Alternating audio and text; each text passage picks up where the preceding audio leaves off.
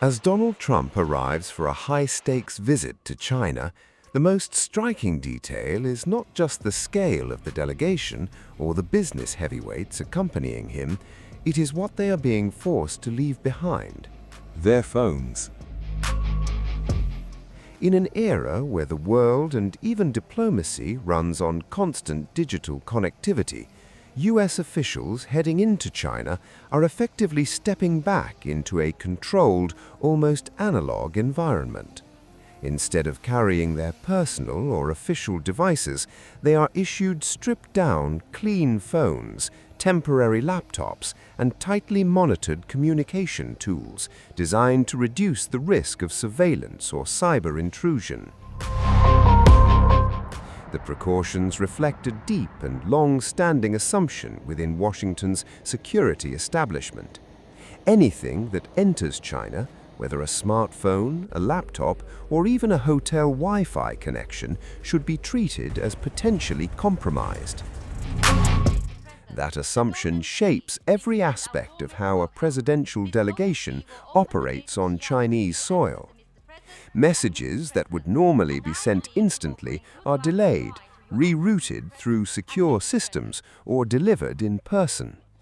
Officials accustomed to seamless connectivity suddenly find themselves working within tightly controlled digital boundaries, where even routine communication becomes a logistical exercise.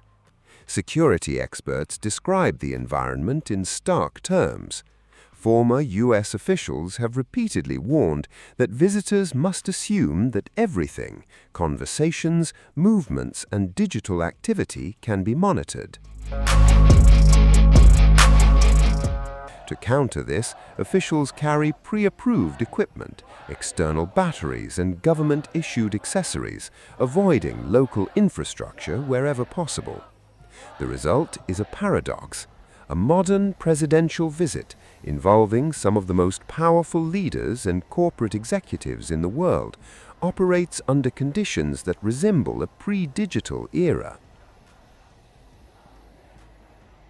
From Washington's perspective, these precautions are not theoretical. US intelligence agencies have spent years warning about alleged Chinese cyber operations targeting government systems, infrastructure, and private sector networks. Incidents involving suspected surveillance campaigns and hacking groups have reinforced concerns that high-profile visits provide valuable opportunities for intelligence gathering. Beijing, however, rejects these allegations. Chinese officials maintain that the country's laws protect personal data and privacy and deny engaging in unlawful surveillance practices. Yet the gap between these positions reflects a broader reality shaping US-China relations. Even as both sides engage in diplomacy, trade negotiations, and high-level summits, a deep layer of mistrust persists, particularly in the digital domain.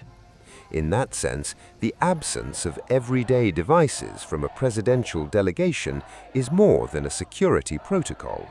It is a symbol. If the two countries do not engage, it will only lead to misunderstandings and misjudgments, heading toward conflict and confrontation, and will even jeopardize the world. Both China and the United States are undeniably major global powers. We cannot change one another, but we can change the way we interact. The primary objective here is to consistently uphold a sincere attitude of mutual respect, firmly maintain the fundamental bottom line of peaceful coexistence, and actively strive for the promising prospect of mutually beneficial win-win cooperation. We believe this is in the interest of the people of both countries and aligns with the expectations of the international community. If the two countries do not engage, it will only lead to misunderstandings and misjudgments, heading toward conflict and confrontation, and will even jeopardize the world. Both China and the United States are undeniably major global powers. We cannot change one another, but we can change the way we interact. The primary objective here is to consistently uphold a sincere attitude of mutual respect, firmly maintain the fundamental bottom line of peaceful coexistence, and actively strive for the promising prospect of mutually beneficial win-win cooperation. We believe this is in the interest of the people of both countries and aligns with the expectations of the international community. The history of the Middle East has repeatedly shown the world that force is not the solution to problems. Resorting to military confrontation will only fuel new hatred and brew new crises. China reiterates its call for an immediate cessation of military operations to prevent further escalation and avoid the spillover of the conflict. This U.S. report distorts China's defense policy, sows discord globally, and seeks excuses to maintain military hegemony. China firmly rejects this biased narrative. Killing Iran's supreme leader violates Iran's sovereignty and security and tramples the UN Charter's principles and basic international norms. China firmly opposes and condemns this. We urge an immediate halt to military action to prevent further escalation and to maintain regional and global peace. We express grave concern over the U.S. side's forcible detention and deportation of President Maduro and his wife. These actions by the U.S. clearly violate international law and the basic norms governing international relations, as well as the purposes and principles of the UN Charter. China urges the U.S. to ensure the personal safety of President Maduro and his wife, immediately release them, stop subverting the Venezuelan government, and resolve issues through dialogue and negotiation. The Taiwan question is the core of China's core interests and the first red line that must not be crossed in China-US relations. The one, China principle is a basic norm of international relations and a universal consensus of the international community. It is also the political foundation of China-US relations. Adhering to the one China principle naturally entails opposing Taiwan independence separatism.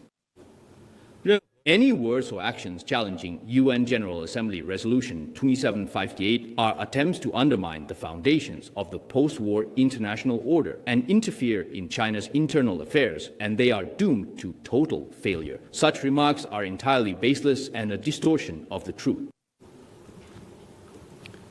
Who occupied the Panama Canal for so long, launched an armed invasion of Panama and wantonly trampled upon its sovereignty and dignity.